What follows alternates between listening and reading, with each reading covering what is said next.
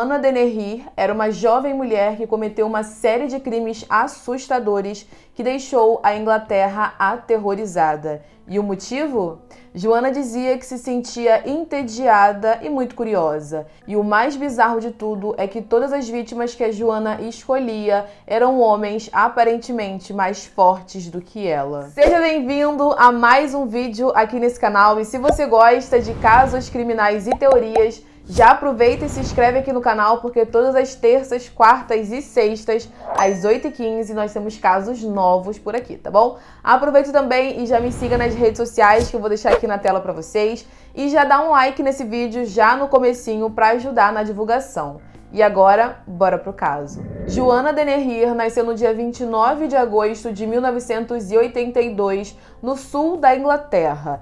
Filha de Kathleen e Kevin Dennehy, Joana tinha mais uma irmã que se chamava Maria. E todo mundo que conhecia a Joana dizia que ela era uma menina muito inteligente e que parecia sempre estar muito alegre. A Joana era uma excelente aluna, ela amava estudar e o sonho dela era se formar e ser uma advogada. Ela também gostava muito de jogos de esportes, ela praticava o jogo de hóquei na sua escola e era uma excelente jogadora, inclusive. Ela era uma típica adolescente, tinha muitos amigos e todo mundo que estava ao redor da Joana adorava a sua companhia, adorava conversar com ela, mas com o passar do tempo, a Joana começou a perder o interesse pela escola, ela já não participava com tanta frequência das aulas e ela começou a se envolver com algumas pessoas que não eram boas companhias para ela e até teve muitos problemas com a polícia ainda na sua adolescência. Joana então decidiu largar a escola e abandonar os seus estudos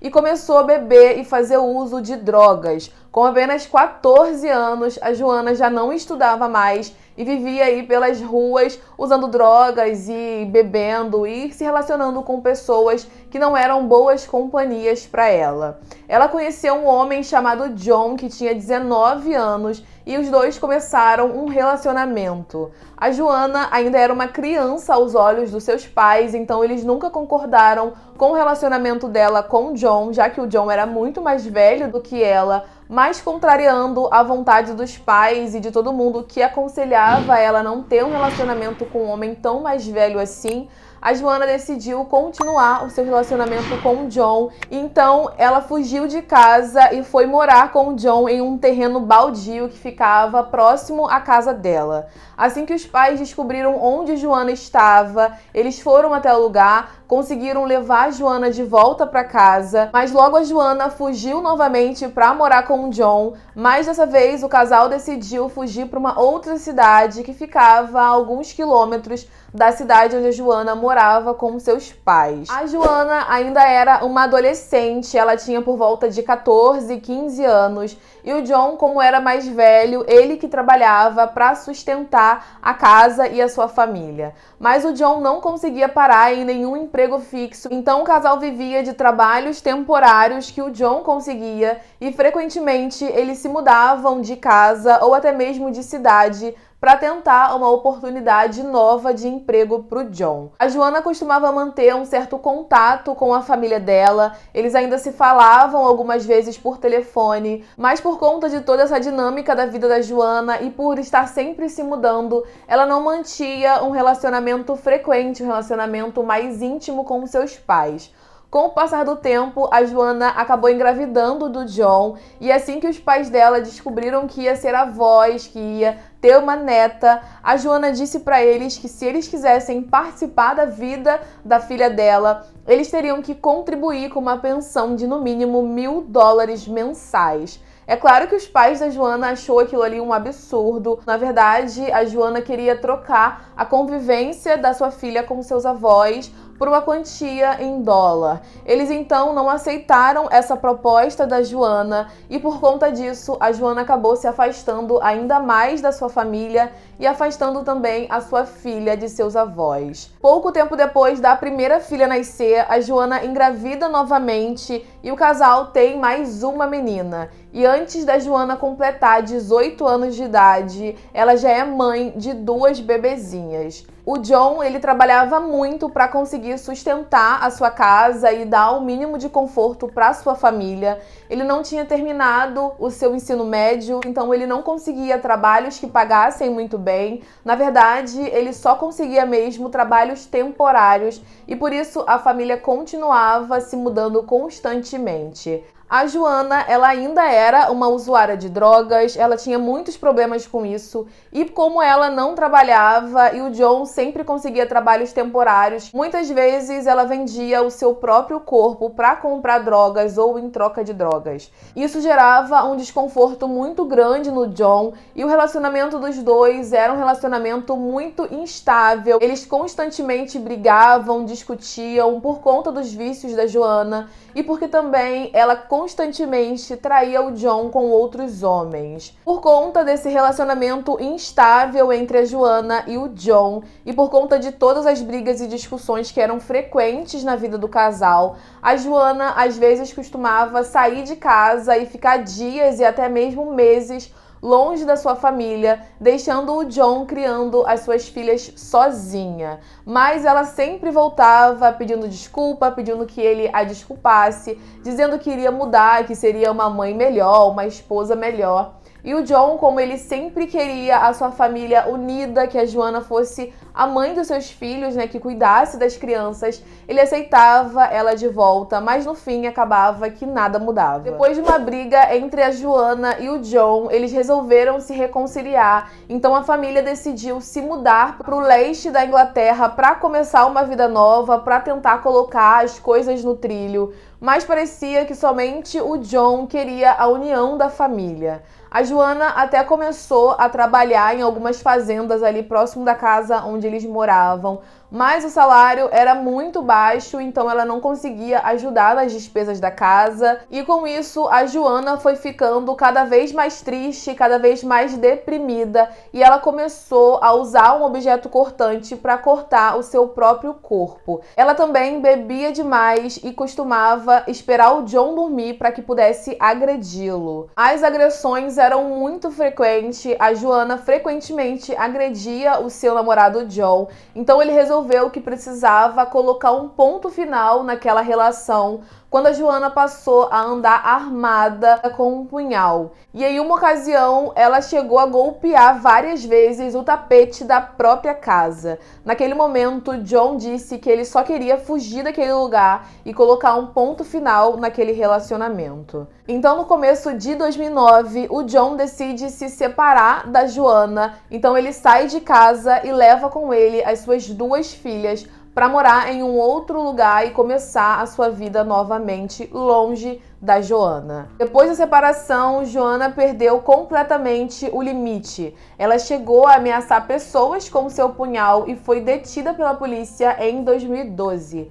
Joana ficou presa por 4 meses, acusada por roubo e na prisão foi diagnosticada com distúrbios psicóticos, transtorno de personalidade antissocial e transtorno obsessivo compulsivo. A Joana também era uma mentirosa compulsiva e ela foi enviada para fazer tratamento para se livrar das drogas. O psicólogo que analisou a Joana na prisão disse que ela não tinha noção do que era imaginário e do que era real e que na sua mente essas coisas se misturavam e ela não era capaz de discernir o que era imaginário do que era real. Além de que a Joana sentia prazer em infringir a dor e a humilhação em outras pessoas. E mesmo com todo esse laudo e precisando de tratamento e de acompanhamento, a Joana foi liberada da prisão sob a condição dela mesma tomar os seus próprios remédios para conseguir se controlar e para conseguir viver uma vida saudável.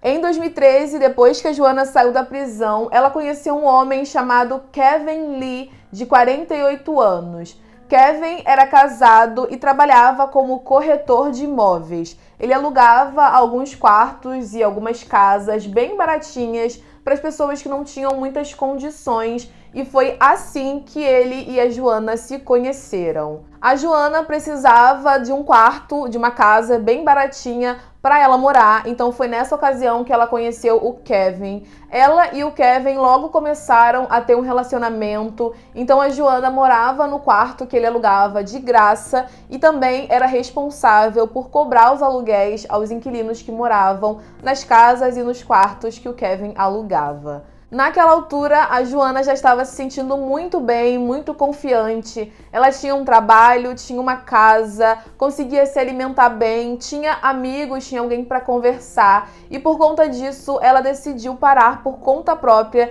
de tomar os seus remédios. Já que ela estava se sentindo tão bem, ela achou que aquele ali era o máximo do efeito que o remédio poderia causar para ela. Na verdade, ela acreditava que o remédio tinha curado todos os problemas que ela tinha, então ela decidiu que era hora de parar de tomar todos os medicamentos que ela precisava tomar. Tudo parecia estar perfeitamente bem na vida da Joana e com seu relacionamento social ali. Mas em 30 de março de 2013, pouco tempo depois da Joana começar a parar de tomar os seus medicamentos, o Kevin Lee simplesmente sumiu. A esposa do Kevin Lee foi quem relatou à polícia o desaparecimento do seu marido. Ela disse que o Kevin saiu de casa no dia 29 para encontrar com a sua sócia, que era a Joana, a fim de receber ali o dinheiro que ela havia cobrado dos seus inquilinos e que desde aquele dia ela não conseguia mais notícia dele, ele não atendia o telefone e também não tinha voltado para casa até aquele momento. Então a polícia começou a investigar ali o desaparecimento do Kevin Lee e no mesmo dia eles encontraram o corpo sem vida do Kevin em uma vala vestindo apenas um vestido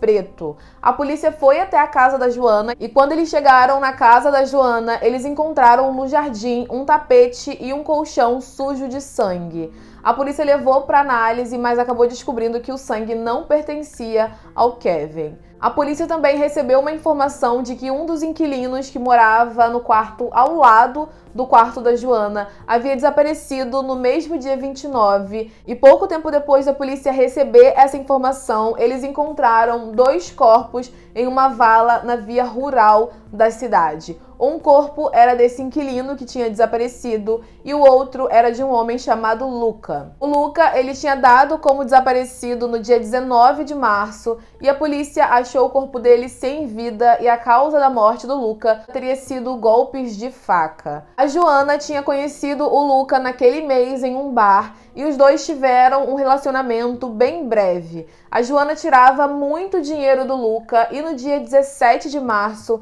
ela chamou o Luca até a sua casa com o intuito de se relacionar com ele e naquele momento ela acabou o matando. Como a Joana não conseguiu se livrar do corpo do Luca, ela ligou para um amigo que ela tinha chamado Gary Richard, mais conhecido como Street, que levou um outro amigo dele chamado Leslie até a casa da Joana. E os dois levaram o corpo do homem até uma lixeira e mais tarde levaram até a área rural onde foi encontrado. Depois de ter cometido o crime contra o Luca, a Joana foi até o quarto onde o inquilino dormia, atraindo ele com uma proposta de se relacionar com ele, mas acabou matando ele também. E como não conseguia se livrar do corpo, ela ligou para o Street novamente, que a ajudou encobrindo as provas. E logo depois disso, no dia 29 do mesmo mês, ela cometeu o mesmo crime contra o Kevin Lee. Então ela liga para o Street novamente e apenas diz para ele que ela fez de novo. Então o Street vai até o local, vai até a casa dela e pega o corpo do Kevin e faz o mesmo processo, encobrindo e escondendo os crimes que a Joana tinha feito. Logo depois que ela tinha cometido todos esses crimes, ela pega o carro do Kevin Lee junto com o Street e fogem da cidade. No caminho, durante a fuga, eles assaltam um posto de gasolina e são filmados por câmeras de segurança dirigindo o carro do Kevin Lee. E durante a fuga, o casal passa por vários bares e vários hotéis diferentes. E conforme a Joana começa a beber, ela vai se tornando cada vez mais agressiva e agitada. Depois de ter ingerido muitas bebidas alcoólicas, a Joana diz pro Street que ele precisa arrumar uma pessoa para que ela pudesse matar novamente. Ele então aponta para um senhor que está passando do outro lado da rua e pergunta para ela se aquela pessoa ali era uma pessoa boa para que ela pudesse cometer os seus crimes. Isso era mais ou menos 15 horas da tarde. O homem se chamava Robert Bezerra e era um bombeiro aposentado de 63 anos que passeava na rua com o seu cachorro. A Joana então disse que aquela era uma vítima perfeita, então ela se aproximou do homem e começou a golpear com faca ele pelas costas. Assim que começou a golpeá-lo, o homem logo caiu no chão e a Joana ficou muito irritada porque ela queria que o cara revidasse com ela, brigasse com ela. Então ela saiu correndo, voltou pro Street e disse que ele precisava arrumar uma outra pessoa porque aquele homem era muito fraco. O Street então apontou para um outro homem que passava na rua, chamado John Hogger, de 53 anos, que também passeava com seu cachorro. A Joana disse que aquele estava bom, então ela se aproximou do homem e começou a golpeá-lo com a sua faca novamente. E assim que o homem caiu no chão, ela virou ele de barriga para cima, sentou em cima dele e continuou golpeando o homem mais ou menos umas 30 vezes.